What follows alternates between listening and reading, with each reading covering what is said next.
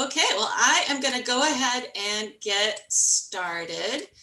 So what I'm going to do, I'm going to take care of a couple of housekeeping details right off the bat. If you're not presenting, it would be great if you could go ahead and mute your audio so that there isn't a lot of distracting background noise. But at the end of every story, feel free to unmute and cheer with abandon. It's always nice to get some audience participation. And if you have any questions or comments, we decided this year that you could type them into the chat, and then I and the storytellers maybe read one or two after each story for answering in real time and live. So housekeeping aside, I am absolutely thrilled to kick off Hubbard Brook's third annual live storytelling event, The Moss. I think most folks know that I've been a super fan of the Moth radio program for many, many years. And when my coworker Clara Chason and I launched this adaptation for Hubbard Brook, I guess it was 3 years ago, I think it's fair to say that some people were maybe a little bit skeptical or at least a little bit nervous. And the reason I say that is although people at Hubbard Brook are very much in the habit of public speaking, this is an altogether different experience. I think telling a personal story is much more a kind of art. And so it's really very much in the domain of the right brain. And for a scientific community, it requires switching gears big time and stepping way out of the comfort zone. And so whether the stories have been funny or poignant, it takes a lot of courage to share a story from the heart.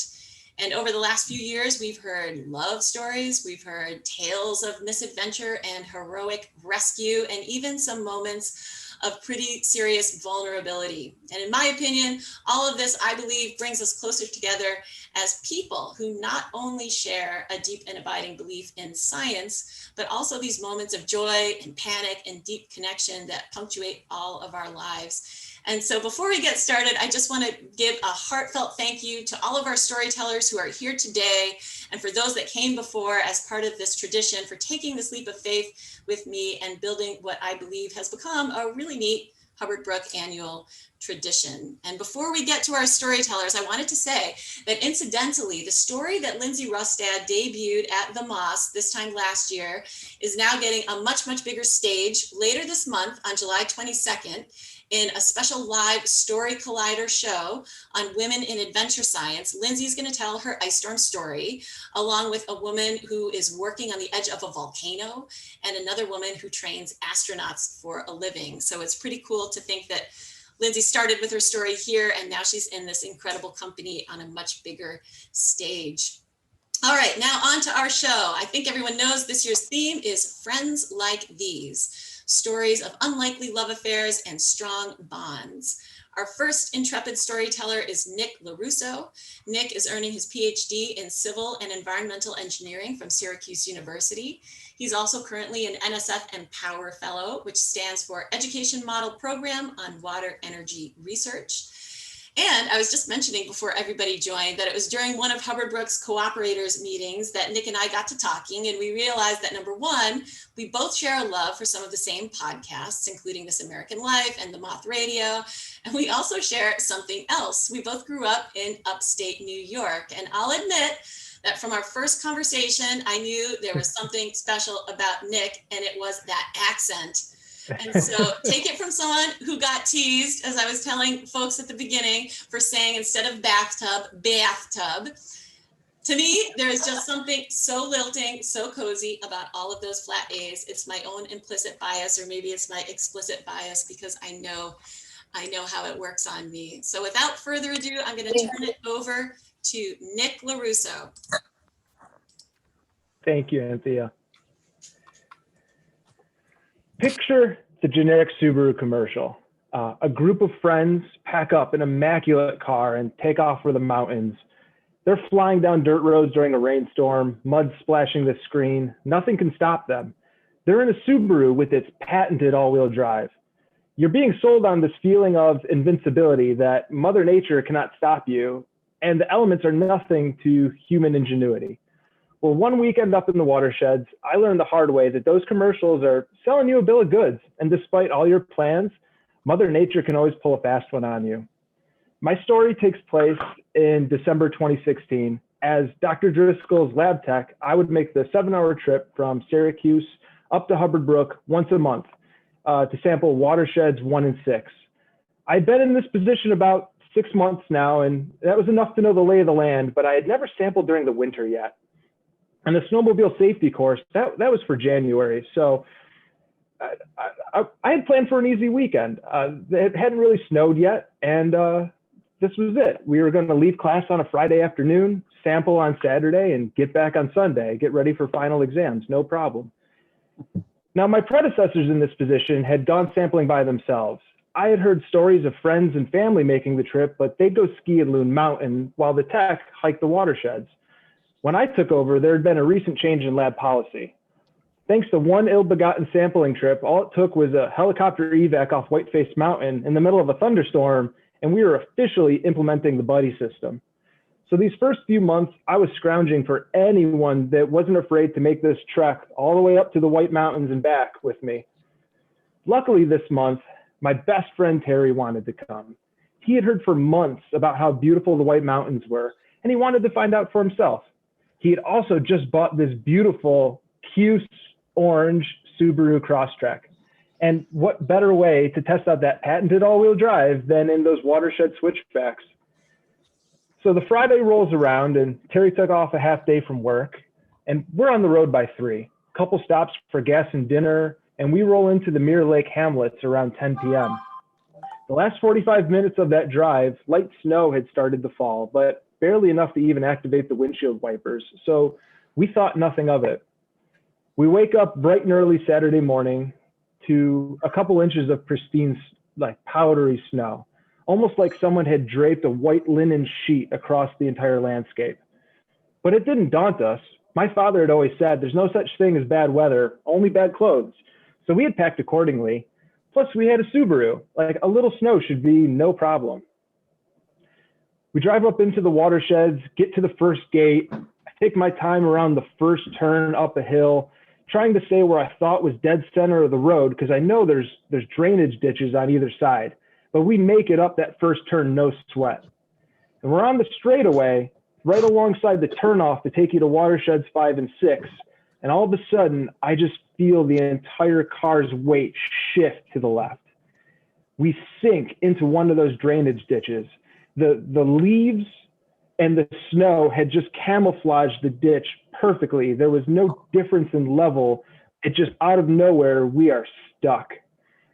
I try popping the car into low gear and the tires spin. Terry gets out, he's trying to push. We're rocking back and forth like we're stuck in a snow ditch, but nothing. The mud and the muck are just flying everywhere, and we're actually digging almost deeper into this ditch. We try sticks, we try filling it with anything we can, but the wheels just wedge the sticks deeper into the muck.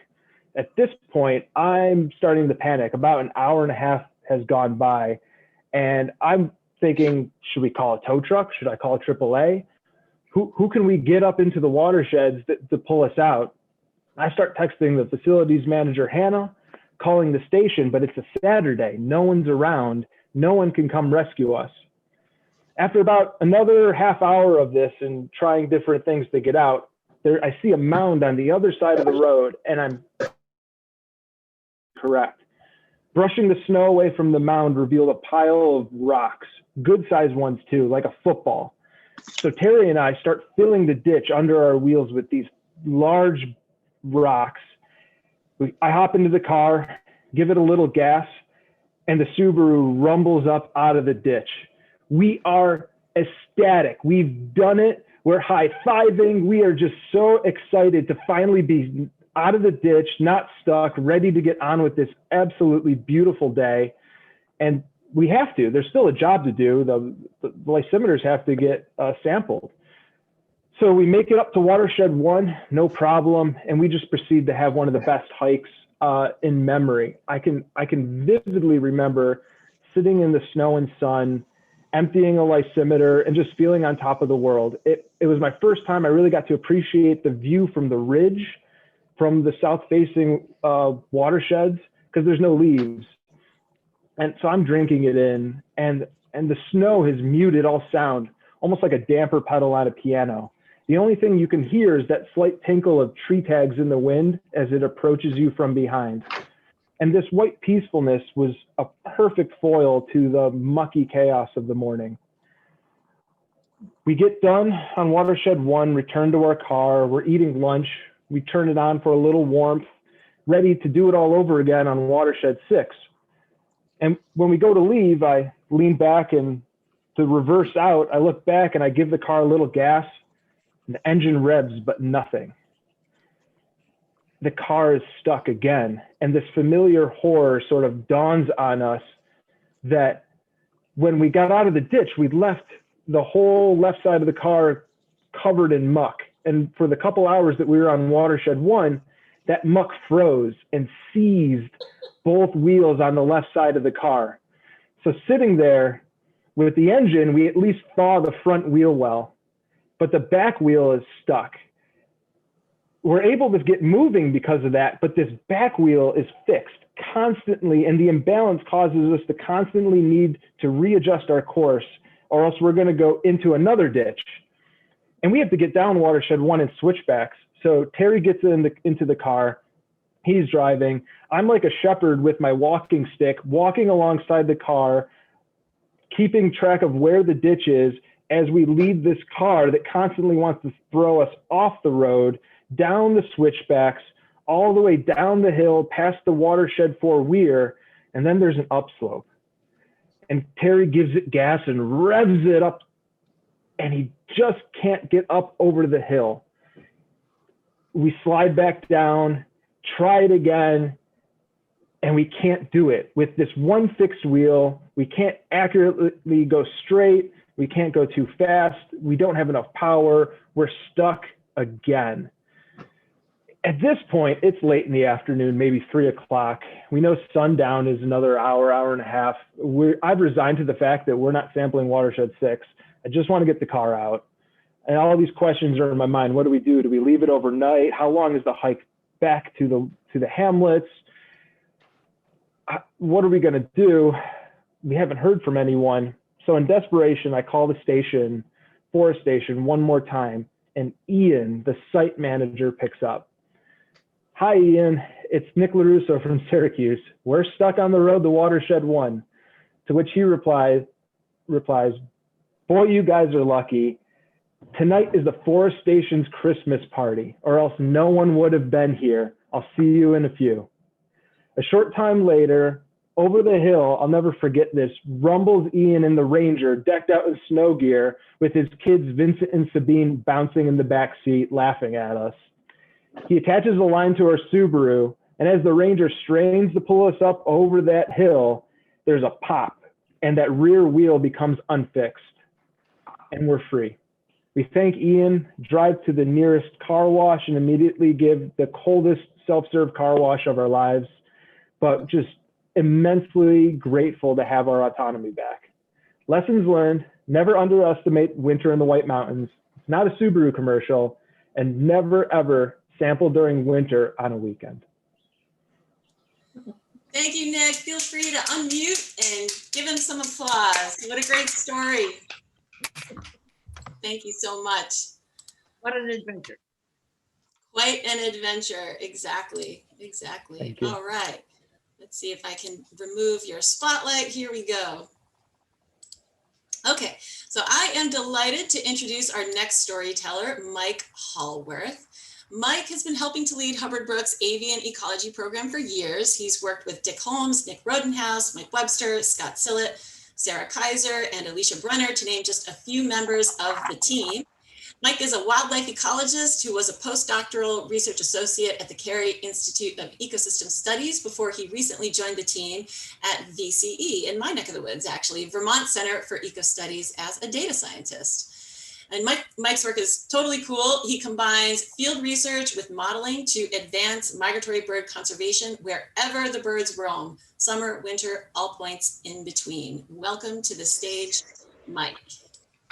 Thank you for having me. I'm going to tell you a story about an unusual summer fling I had 10 years ago. And that fateful morning started like most other mornings during the field season. I rolled out of bed at about 4:30-ish in the morning at Unit 20 down the hamlets to the sound of oven birds and blackburnians singing. Nick Rodenhouse was already awake, sitting in his chair. He gave me the familiar Mike morning greeting, and I headed into the field after putting on some wet boots from the day before. I had all my banding equipment in my backpack, and I stuffed my clipboard up behind my pack. And it was a gorgeous day in June. The sun was shining. It was dry, but not so dry where all the leaves kind of crunched under your footsteps. I was visiting the lower portion of the old headquarters plot, which is right behind the Forest Service building. And I had parked in that sharp kind of turn at the beginning of the Forest Service road, right under the ash trees. And I headed up the hill. I had stopped there to check an ovenbird nest that I found recently. And it was in this like beautiful lycopodium patch. And it was just below this rocky outcropping. There and right near there's a bunch of large ash trees that had fallen down a few years earlier. And then the nest was in this place where I could only see in from a certain angle. And so I had to figure out how to get in and see where I was. And I remember finding that nest because a female was carrying all these caterpillars and chipping at me a few days earlier. Well, anyways, I was there to check the nest. And I watched a pair of ovenbirds bring in caterpillars. And after they had fed their nestlings, I moved in. And I had to get down on my hands and knees to see into this nest. And I had this sneaking suspicion that something was watching me. And so I looked over my shoulder, and that's when we first met. So I've stumbled across a lot of bear in Hubbard Brook over the years. And I used my go-to, "Hey, bear," to let it know I was there. And it was standing on the rock, that rocky outcropping just behind me, maybe 20 feet away from where I was. And I was a little startled, and I stood up and I said, "Hey, bear."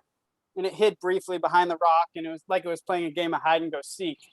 And I slowly moved back away from the nest and back down the hill while I was giving my familiar, "Hey, bear." But instead of scurrying away like most bears do, it followed me down the hill. And so at this point, it was about 50 feet away, I would say. And it looked tall, thin, and it was most likely in its first year and it needed a companion.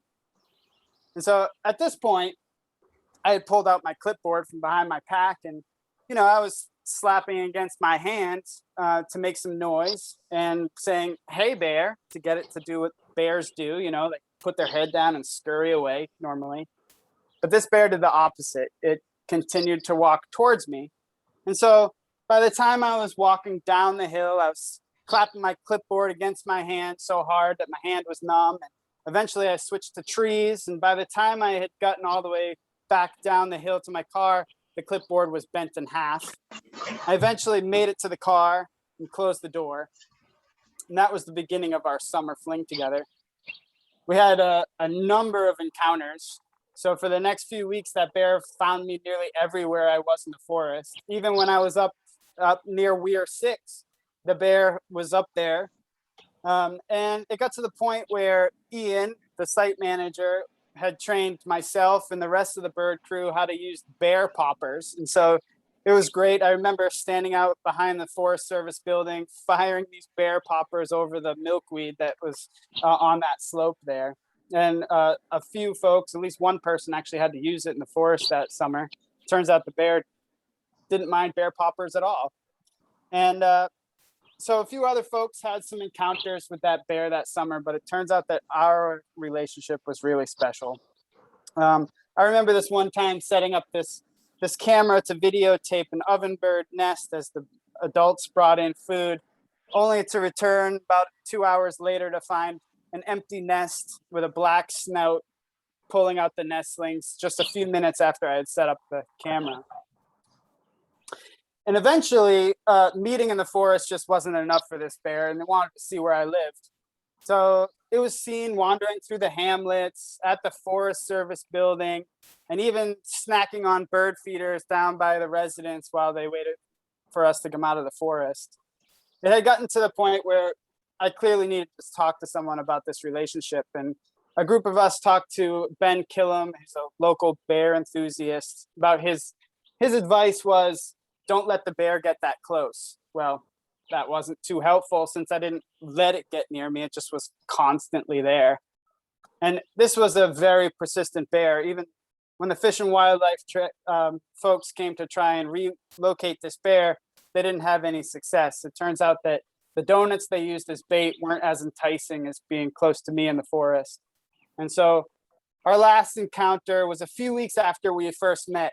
I was back on the headquarters plot behind the Forest Service building, and I had just caught this unbanded oven bird I've been trying to catch for a while.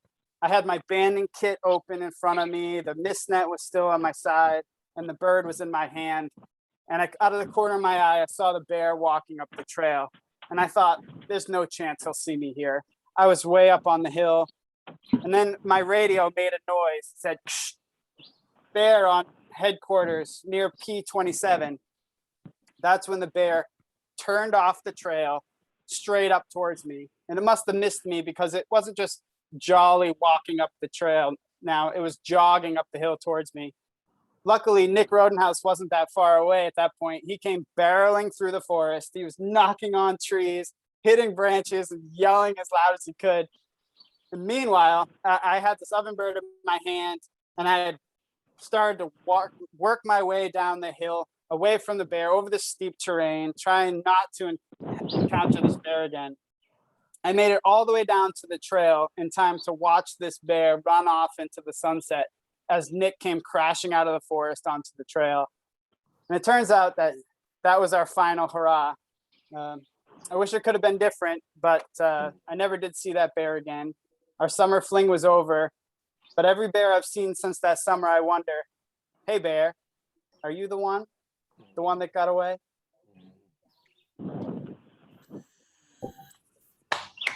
Oh my gosh, what a great story. Thank you so much, Mike.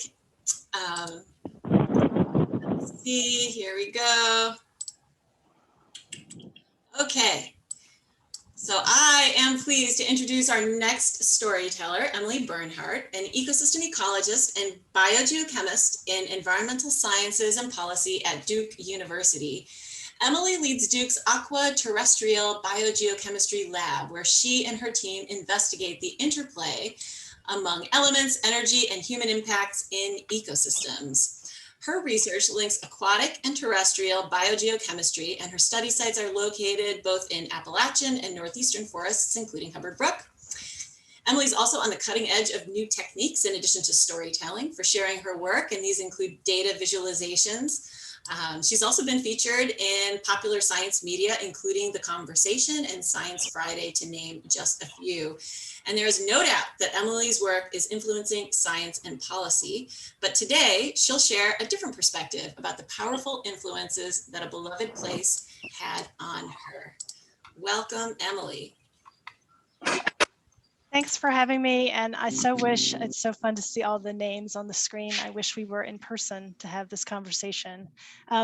My first time at Hubbard Brook in the fall of 1996 as a brand new grad student at Cornell was not a very auspicious beginning.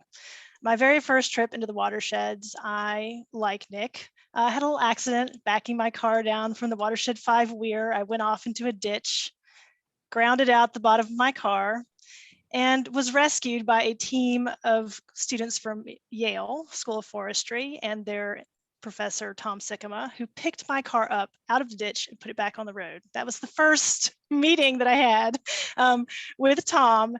And so that was sort of incredibly embarrassing and slightly tragic and was not necessarily a very good sign. But the real tragedy of my first visit to Hubbard Brook is when I saw the streams that I was told I was going to be conducting my dissertation on. Went up to the weirs, stood literally across the stream because they're so small. And I wasn't impressed, I gotta tell you. I mean, beautiful, but I'm a girl of the Southern Appalachians, and I spent my childhood like playing on the weekends in wild and scenic rivers coming out of, the Blue Ridge. And I was like, really? I'm gonna study these? And I started turning over rocks and there wasn't much living in there. And I thought, God, these are boring. These are dead. They must have been so screwed up by acid rain. And so, despite the fact that I, in Peter Groffman's parlance, am quite a lizard squeezer, this really pushed me towards doing biogeochemistry. I was like, well, okay, there's definitely chemicals in these streams. I'll study that. And so this is a big part of why I became a biogeochemist. The other sort of founding principles that got me started at Hubbard Brook were Gene Likens had two really important rules for his students. One is that you had to live at Hubbard Brook. So I was going to be a Hubbard Brook student, and I was going to have to live at Pleasant View and spend as much time as possible during my PhD in the woods.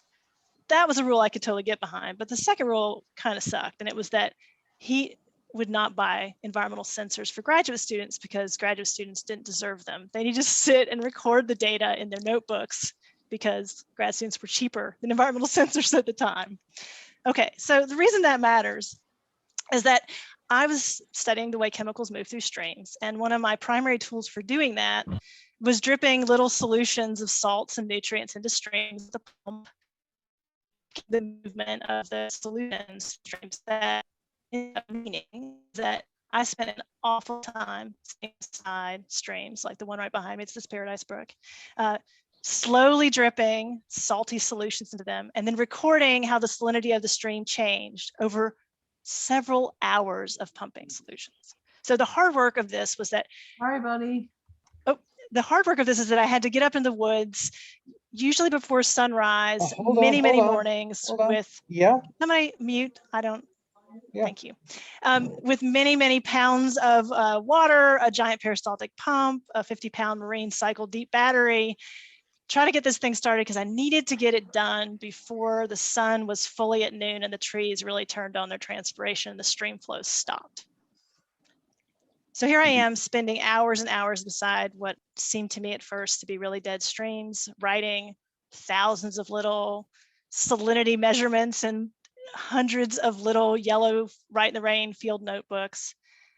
And I was out there in the late spring wearing a bug baffler, gloves taped onto my hands, covered in black flies, bites everywhere. I mean, many of you walk up streams, but how many of you have sat beside them for hours and hours in peak black fly season? I was there in the middle of the summer as the streams were like barely trickling, and so it took forever to finish the work. I was there in as late as November when ice was being struggling to stay warm. I was out there in all seasons, in all conditions. I saw the streams make their way through multiple years. I estimate I spent over 1,000 hours writing down salinity numbers sitting beside streams in Hubbard Brook. And it seemed like I was just recording numbers uselessly, like a really underpaid environmental sensor. But in reality, what was happening is that I was falling in love. I was falling in love with these streams, and they weren't boring. They're tough as nails. There is stuff living in there, and it's having to deal with all the legacies of acid rain, raging floods every time it rains because they're so steep, drying up nearly every summer. I mean, it's a tough place to live, and yet it's full of life. And those ecosystems were doing a ton of work to move chemicals around, and as well as making, you know, really cool aquatic insects and salamanders. So they were beautiful in their own special way. And I came to understand how intimately connected those streams were by all of these threads of water sort of draining every part of the watershed and contributing to the stream. By studying their chemistry, I gained this new appreciation of what creates a stream from its watershed. And I fell in love with the fragility and resiliency of stream ecosystems that has been really the cornerstone of my whole career. This love of streams connects everything that I do. And I've spent my career trying to take care of rivers. I study a lot of injured rivers. So Hubbard Brook rivers I started, are probably the nicest rivers that I study. I work in rivers that have been filled with rubble from coal mines, surface coal mines in Appalachia, rivers in the Amazon that are full of sediments from illegal gold mines, rivers in the middle of the city of Durham, North Carolina that are full of wastewater and stormwaters.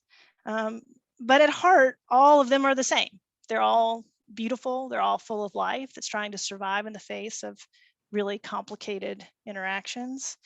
And I think even though I resented it so much when Gene told me I needed to go sit beside a stream and do the work that an environmental sensor could have done for, just a little bit more money, I'm now doing the same thing. I feel like it's my own little way of making the world a better place is by giving my students, undergrad and grad, and my postdocs the opportunity, let's call it an opportunity, to sit by streams.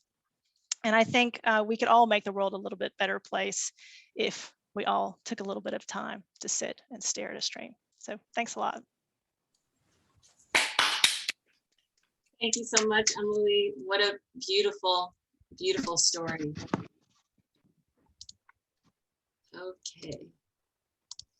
So I am delighted to introduce our next storyteller, Daouda Njie. Daouda came to the Hubbard Brook community through HBRF's Young Voices of Science initiative. He is in his senior year at Drexel University with just 6 months to go, and he's majoring in environmental science. Daouda is in, and I'm sure you'll agree when you hear him, in the early stages of what certainly promises to be a remarkable scientific career. And when I asked him recently to describe his dream job, he explained that he hopes to combine his loves for the environment, people, and resilient communities. To me, it's super exciting to think about where Daouda will go, and this just felt like a great opportunity for him to share his journey so far.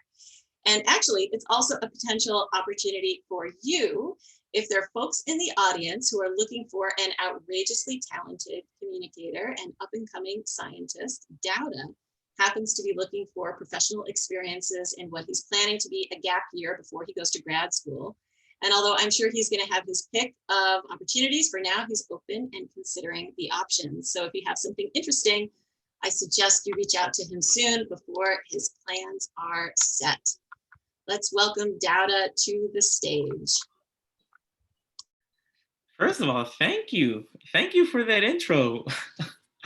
All right, guys. So yeah, I guess thank you for everyone for being here. And I wanted to say, I want to start by, I guess, just saying that these stories I hold very personal to myself because I think every time I share them, I'm sharing pieces of my soul. And also I know the importance of not misrepresenting anyone because especially these stories, when you grow up in the city of Philadelphia, I feel like while they're similar, everyone, how they grew up is different. So I always want to make sure that I acknowledge that this is my story. This is how I grew up. And I hope that you guys enjoy.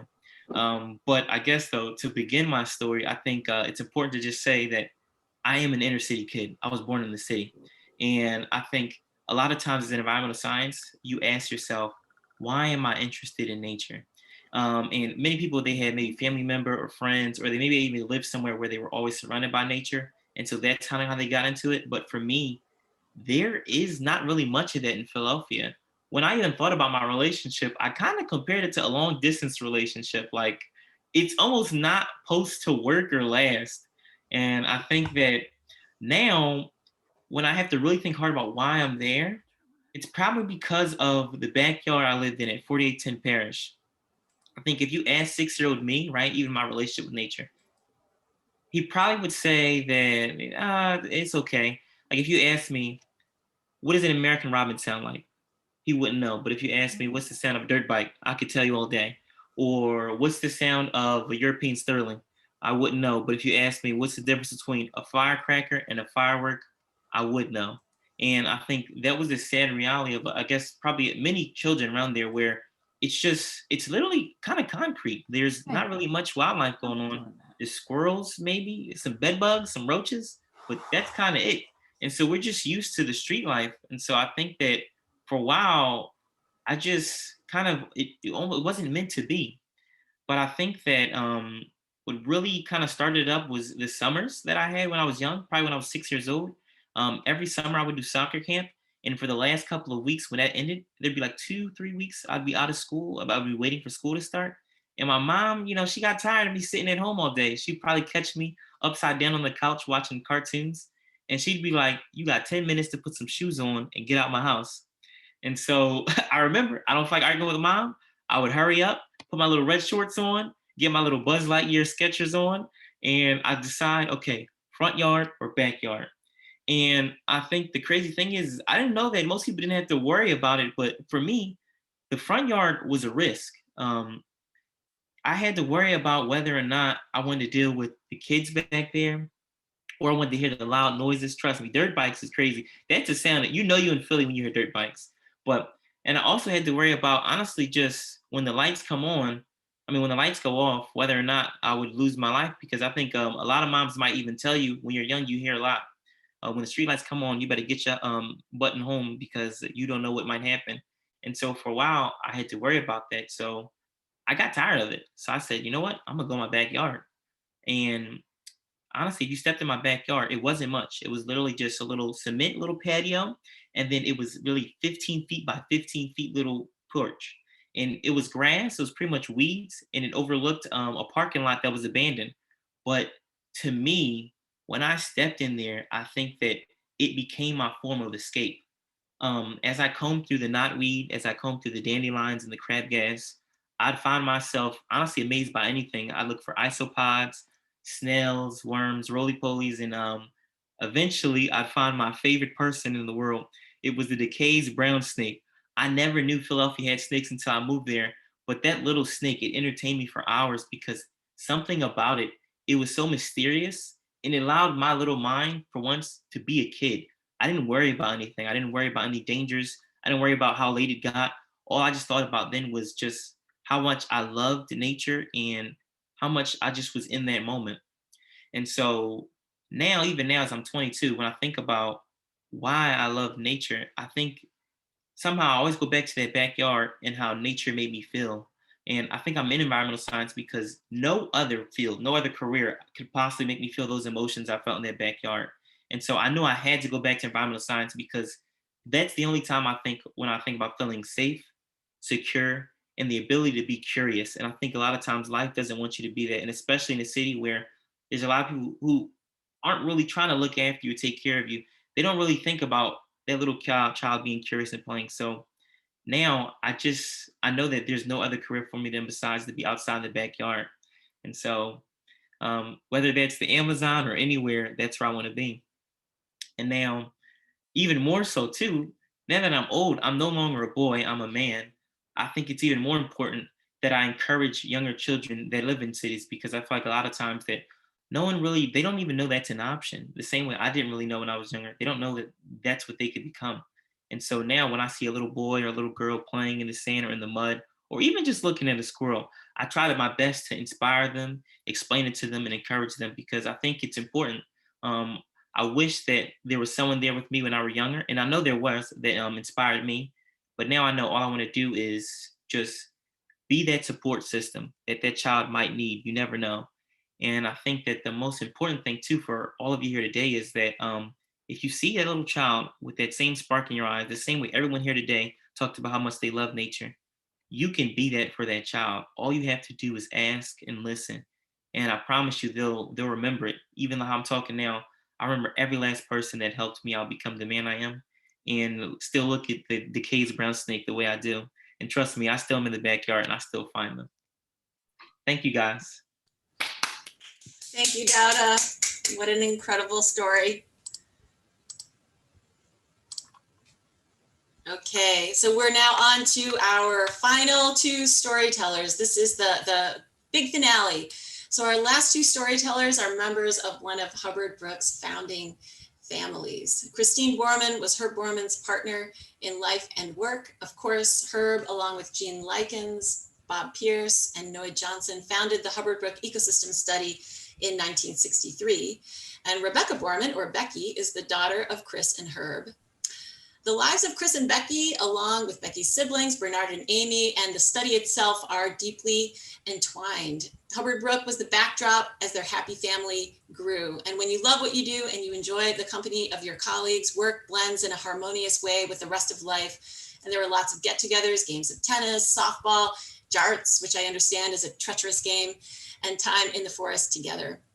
A scientist in her own right, Becky also studied at Hubbard Brook. And over the years, I have come to believe that the success of the Hubbard Brook Ecosystem Study is based in large part on the families that raised it. That special combination of friendship, generosity, collaboration, and caring, those are the ingredients and maybe some of the main reasons that the study flourishes today, nearly 6 decades after its founding. Let's welcome our final two storytellers, Becky and Christine Bormann. Hi, we're delighted to be with you. Not as professional as some of the other storytellers tonight, I don't think. And we don't have as exciting a stories as some of these others either. But our reminiscences are about the early days at Pleasant View, and some of our memories and some of the vignettes of things that we so fondly remember from there. Hubbard, Pleasant View first came to be part of the Hubbard book study when they realized very early on that they were going to need a more stable, economical supply of housing for people who were going to be working at Hubbard Brook. And happily, Pleasant View farm was mentioned, and the farmhouse was rented from Henrietta Towers, who is the niece of the owner, Anna Dobson, as in Dobson Hill Road. Pleasant View started off life, as you would think, as a farmhouse for the Dobson family. But in the late 1800s, early 1900s, they decided to partake of a phenomenon which was people coming up from Boston to find relief from the heat and the crowds and the smog of Boston by taking the railroad up to Plymouth. And then these boarding houses, of which Pleasant View was one, would send a wagon of some sort to pick up their guests, and the guests would stay for a week or two in the summer enjoying the fresh New Hampshire air, traveling up to the Notch, and otherwise just having a wonderful time. When the house was first rented, there were a lot of mementos, and continued, in fact, for the first 20 years of the house, there were a lot of mementos of its earlier life as a boarding house. Right. I first saw Pleasant View Farmhouse when I came, right at the beginning, when it was being rented.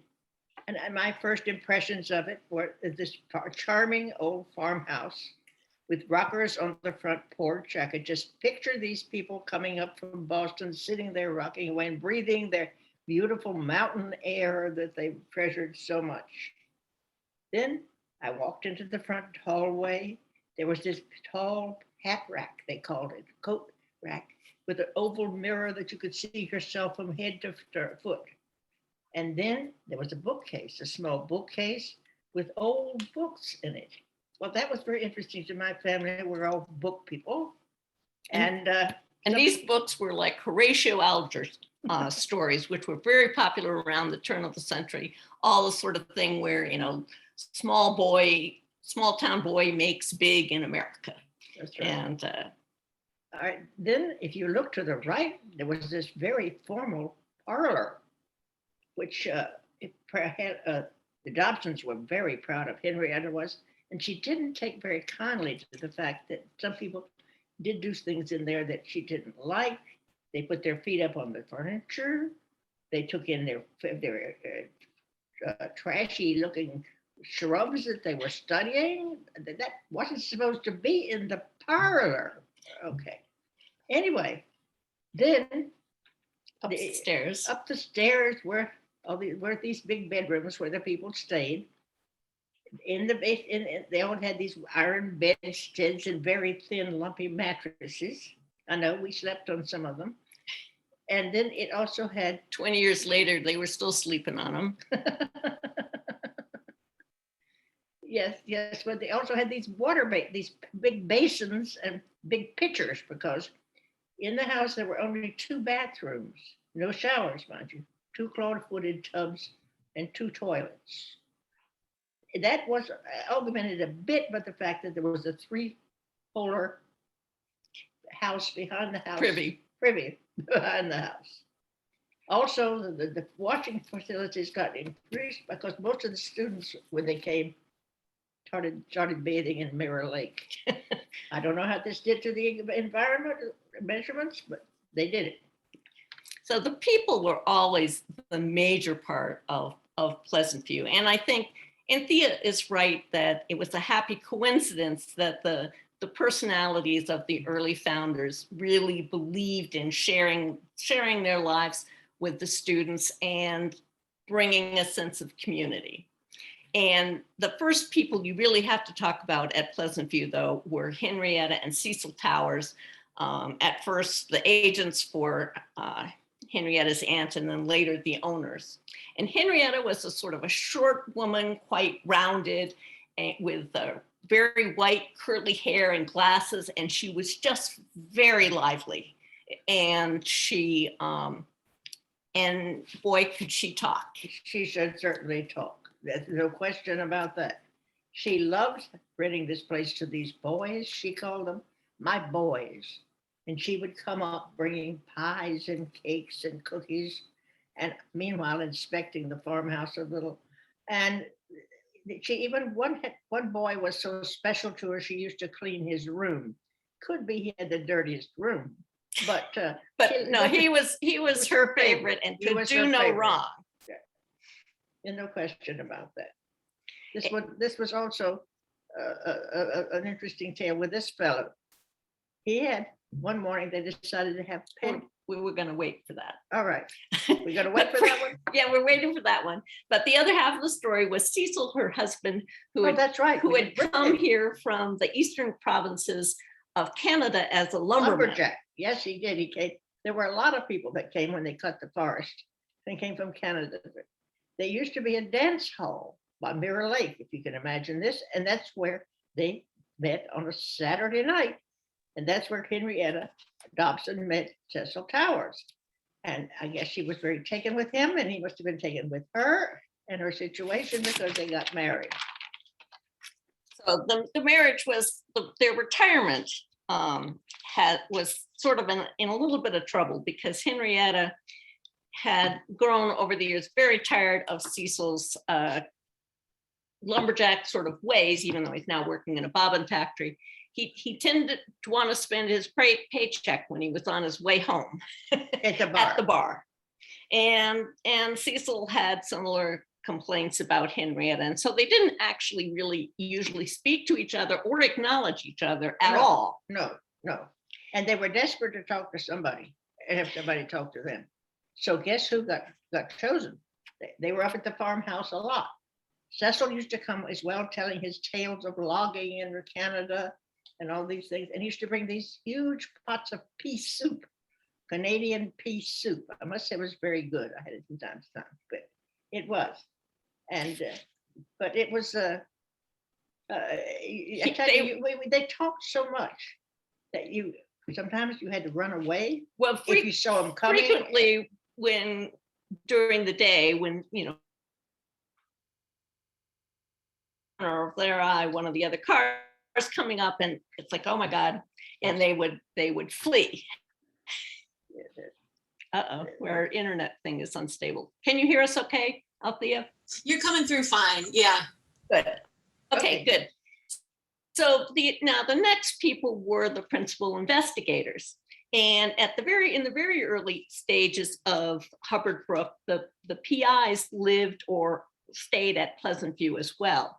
And for instance, in the summer of 1966, the Robert Whitakers and their two sons were staying in Pleasant View. George Woodwell, another prominent ecologist, and his wife and three daughters were camping. And our family of 6 was also camping in the yard at Pleasant View. Now, if you're keeping track, and Gene Likens was commuting over from Dartmouth. If you're keeping track, that's 16 or 17 people before you even get to the students in the house using two bathrooms, and which is why I think some of the students two toilets. Two toilets. Mom resuscitated a half bath at this time, which was not in usable condition, but it had to make do. Well, we spent a month there in 67, I think this was, with my whole family, including a 3-year-old son. We spent a whole month at Pleasant View. It was a very interesting situation. I did find that there was a half bath over by the rustics. Well, the rustics were where the family stayed when the Dobson family stayed when they were letting the house out to summer boarders, and it was incredibly hot. And that bathroom was incredibly dirty, but fortunately, I did. But when you got a 3-year-old who needs to go to the bathroom, they need to go to the bathroom now. That's right. And in addition to sharing the community of Pleasant View and drinking, eating in the dining hall, I should say, there was a dining room, and having beers out in the front porch and playing baseball and all these sorts of things, they also sometimes shared communicable diseases. And in that same 1966 summer, the Woodwells came up from from Long Island, and with their daughter Caroline, unfortunately had been exposed to the mumps. They didn't know that at the time. Of course, they didn't know that, but she transmitted that to the family of that was staying in the house with Bob Whitaker's Bob family Whitaker's and family. Bob Whitaker himself. Got it. Both his sons and he got it. It transmitted to the Bormann family. It ran through the kids Well, and her, at least. We were terribly afraid we were going to get it because we were in the midst of moving to Branford from Hubbard, from Hanover. Well, we didn't. We all Fortunately. survived the bumps, but it was a little scary. Some of the other things that were happening at Pleasant View is there was a lot of eating together. Weren't necessarily cooking together. It depends. Sometimes students were cooking together, sometimes they weren't. But usually you would share your meal with the other people in the house, and you learn so much about so many different things in different fields than your own. I know when I was there as a researcher, I learned about deer mice. I learned about deer. I learned about mayflies. I learned about all sorts of things. And there was always this back and forth and camaraderie that on a professional level, but on a personal level as well, as well as eating together, we were playing together. If Dad was in residence, you could count on there being baseball, Jean as well. Both were baseball nuts. That's right. Volleyball. And then one of my favorite activities, among the many activities, including the dangerous darts we spoke of earlier, was the annual tubing trip. And every year on the 4th of July, then Dad and Jean and Mom and whichever students were in residence at Pleasant View would buy these old truck inner tubes, these huge inner tubes, and we would head off down the river. In the morning, that river was pretty chilly. So it was a little difficult getting in, but we would have our flotilla down the river, maybe, I don't know, 10, 15 sometimes, inner tubes and the ice. And maybe a couple of dogs too, where they sometimes followed, and some of them didn't behave too well. I remember one occasion when one of the dogs invaded a picnic area with people there misbehaved. We pretended the dogs didn't belong to us. Lifted his leg on the lunch. So yes, that was not so good. But anyways, there were a lot of other wonderful activities in this gracious, though not luxurious, house. However, in 1982, Hubbard Brook was able to buy Pleasant View, and it became fairly obvious that there were going to need to be some renovations. I know my father had worried for years that Pleasant View was a fire trap and had put fire escapes up at the top, but there were water shortages and other challenges. And bathroom shortages. And at that point, Mom became very involved in trying to make sure that some of the air of the old Pleasant View was kept while adding some new conveniences. Yes. One of the first things I said was the bathrooms there. We insisted there were 5 bathrooms. They all had showers. We also a dishwasher in the kitchen. A dishwasher in the kitchen had to be moved. That wonderful old kitchen with its long table with oilcloth cover had to be changed, and it was put inside the house proper. And there was no communal place to eat then. So I insisted that a big screen porch would be set up for tables. Also, I insisted that the front porch be screened. Anybody has lived at Pleasant View or worked in the watersheds knows about black flies, mosquitoes, wasps. It was always a problem on the old front porch at Pleasant View with your beer, in that you had to constantly watch that a yellow jacket had not taken up residence there. So those were big improvements. And while some of the flavor of that old house, I think, was lost, hopefully there's still a sense of community and of sharing not only one's avocation, but also one's life. Yes, there were many friendships formed there, even some romances. Once females started coming as research. Yes, and it was a wonderful community. And I know that during the pandemic that the number of people at Pleasant View has been limited, but hopefully in the future it will Go back to some of its former glory, not glory, but its warmth and compassion, yes, compatibility. yeah. That it's been its trademark from the beginning. And that's part of the Hubbard Brook story, just as much as the science. Yep, and we are speaking to you live here from Pleasant View. So thanks so much for letting us gab on, and yes, it's been our pleasure. Thank you so much, Chris and Becky. And I have a photo to share, I think, that you shared with me. Yeah. So can everybody see that? Do you want to tell everybody what's going on there? This is from that summer of 1966, and you can see that there were these George Woodwell. Well, you can't from the left. There's of course Gene Likens, and then my dad, Bob Whitaker, in back towards the window on the right, and George Woodwell sitting towards the front. And you can't see it so well, but there are notepads and so forth on the table. They've been making notes and. Oops. Oh, sorry, I muted you by accident. There There we are. go. My bad. And as you can see, in addition to working on where to go next and comparing about problems, they're enjoying a nice beer, and it just sort of spoke to the life of Pleasant View in that period. Wonderful.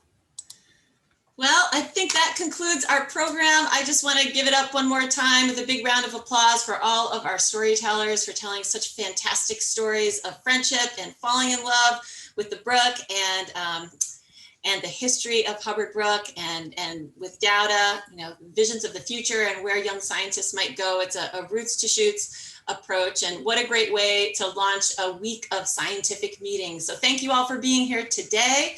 And I hope you can also come to Hubbard Brook's first, maybe annual, talent show, the Hubbard Brook Showcase, and that's tomorrow at 5:30. If you don't have the Zoom link and those details, don't hesitate to email me, but we hope to see you there as well. Thank you again so much. Bye-bye, everybody. Bye-bye. Bye-bye. Bye, thank you. Thank you, organizers, as well. Thank you.